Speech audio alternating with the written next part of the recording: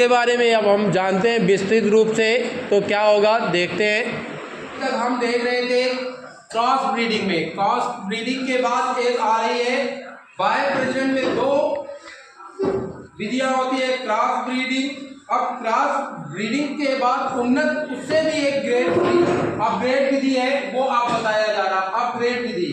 इसमें क्या किया जाता है कि जब कोई नर बकरा होता है और जब हम कोई बकरी खरीदने जाते हैं, किसी पर्टिकुलर शुद्ध नस्ल की बकरियां मार्केट में आजकल उसके हाई रेट मिल रहे हैं।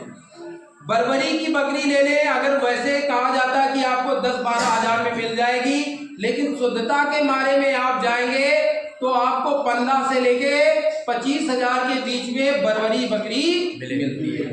अगर हम मांस के लिए जाते हैं तो ये, और अच्छा मांस के लिए जाते हैं तो हम अफ्रीकन बोर के लिए जाते हैं। अगर अफ्रीकन बोर की जो इम्पोर्टेड, जो आपकी भारतीय मुल्क की नस्ल की रक्त की अगर बोर बकरियां लेने जाते हो तो आपको 1 लाख से नीचे नहीं मिलने वाली है, ये समझ लीजिए। अब ऐसी अवस्था में जब हम बकरियां शुद्ध नहीं ला पाते हैं तो एक ऐसा भी तरीका है जिसके तरीके से हम अपने ही माहौल में, अपने ही वातावरण में उन बकरियों को पैदा करके एकदम ढाल सकते हैं। क्योंकि बाहर की बकरियां आती हैं, पहले चारा दाना तो छोड़ती ही छोड़ती हैं, वो छोड़ दें तो कोई बात नहीं, कुछ दिनों 1-2 महीने बाद वो फिर से रिकवर होने लगता, खाने पीने लगती, लेकिन उनको वातावरण नहीं सूट होता है। जैसे कि हम पंजाब की मुर्रा भैंस लेने जाते हैं, वहां 20 लीटर दूध नपवाते हैं, अच्छा देगी, चाहे 10 दिन वहां रहेगी, आप नपवाओ 20 लीटर देगी। जैसे आप वहां से लेके अपने क्षेत्र में आओगे, जैसे क्लाइमेट चेंज होगा तो क्या होगा, वो पहले चारा दाना छोड़ेगी और मौसम में बीमार भी पड़ जाएगी, लेकिन वैसा दूध वो नहीं दे पाएगी। यहाँ पर आएगी तो 10-12 लीटर में वो समाप्त हो जाएगी, मतलब वो प्रोडक्शन सही से नहीं दे पाती है। तो हम क्या करते हैं, जब हम ब्रीडिंग सिस्टम इस्तेमाल करेंगे तो अपने यहाँ कम से कम 10 बकरियां रखें, क्योंकि व्यवसायिक तरीके से बकरी पालन करने जाते हो तो व्यवसायिक में कुछ बकरियां दिखनी चाहिए। 1-2 बकरी में व्यवसायिक तरीका नहीं लग पाएगा, तो 10 से 10 से 20 इसके बीच में आप बकरी ले लीजिए और एक कोई शुद्ध नस्ल का, पेवर शुद्ध नस्ल का, मतलब उसके अंदर 100% शुद्धता होनी चाहिए, उस नस्ल का क्या ले आए, एक नर बकरा ले आए, चाहे बर्बरी का ले ले, चाहे अफ्रीकन बोर का ले आए, चाहे सिरोही का ले ले, आपको जो अच्छा लगे, जो भी नस्ल आप पालना चाहते हैं उस बकरे को ले आए।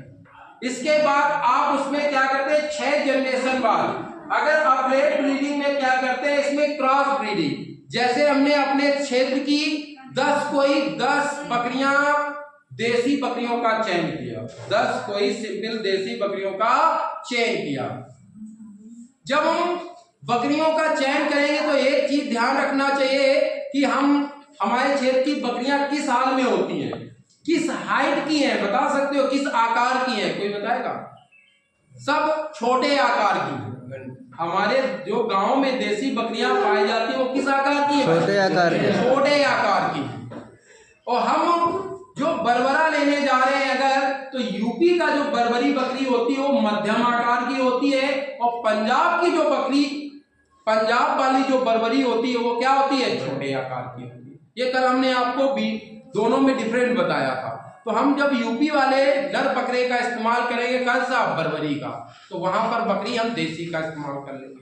लेकिन वही हम जब अफ्रीकन बोल लेके आएंगे, कौन लेके आएंगे, अफ्रीकन बोल में तो एक बकरी खरीदते हुए एक विशेष हमें क्या सावधानी देखनी पड़ेगी, क्योंकि अफ्रीकन बोल जो होता है उसका वेट हाई होता है, मतलब उनके बच्चों का वेट ज्यादा गेन करने की क्षमता होती है। तो वो कम से कम बच्चा कितने से 5 केजी से 10 केजी के बीच में आता है। तो उस समय में कुठील बकरी चाहिए। अब कुठील बकरी क्या होती है, जिन बकरियों का पेट ज्यादा होता है और पीछे का धड़ ज्यादा चौड़ा होता है, उन बकरियों को कुठील बकरियों के नाम से हम लोग कानपुर में क्षेत्र में जानते हैं, यूपी में ज्यादा। अब इसके बाद उसमें यह बताया गया, जब एक विकल्प और है जिसमें हम नर पशु को उन्नत नस्ल से होता है, वो उन्नत नस्ल का होना चाहिए और मादा निकट देशी होनी चाहिए। क्या होती है, अपनी देशी आसपास के ले लो, लेकिन आपस में वो रिश्तेदार नहीं होना चाहिए।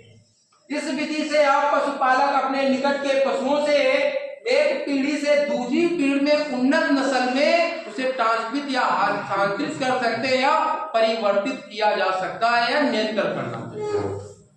उन्नत नस्ल के अपने आनुवंशिक गुणों को लगभग वो जब भी क्रॉस करे पहली पीढ़ी में कितना डाल दे, 50% या 50% गुण पहली पीढ़ी में ट्रांसफर कर दे। कम भी कर सकता है, लेकिन हमें अपडेट ब्रीडिंग में उन्हीं बकरियों को चयन करना है जो बकरियां क्या उस नर बकरे से उसके बच्चों में 50% गुण प्रदान करते हैं, या ज्यादा करें तो और अच्छी बात है, वो जल्दी रिजल्ट मिल जाएगा, लेकिन 50% से कम बिल्कुल नहीं होना चाहिए अगर अपग्रेड ब्रीडिंग सिस्टम में आना है। इसके बाद इस तरह के प्रजनन पशुओं को लाएंगे तो इनसे हमें क्या फायदा है कि अपने आसपास की जो भी वातावरण में वो आसानी से ढल जाते हैं। कौन? उनकी जो नस्लें आती है, उन्नत नस्ल के जो उनके बच्चे आते हैं, वो वातावरण में अनुकूल रहते हैं और बीमार कम पड़ते हैं और सेहतमंद रहते हैं। अब इसी को हम बढ़ाते हैं, इसी को आगे देखते हैं क्या है।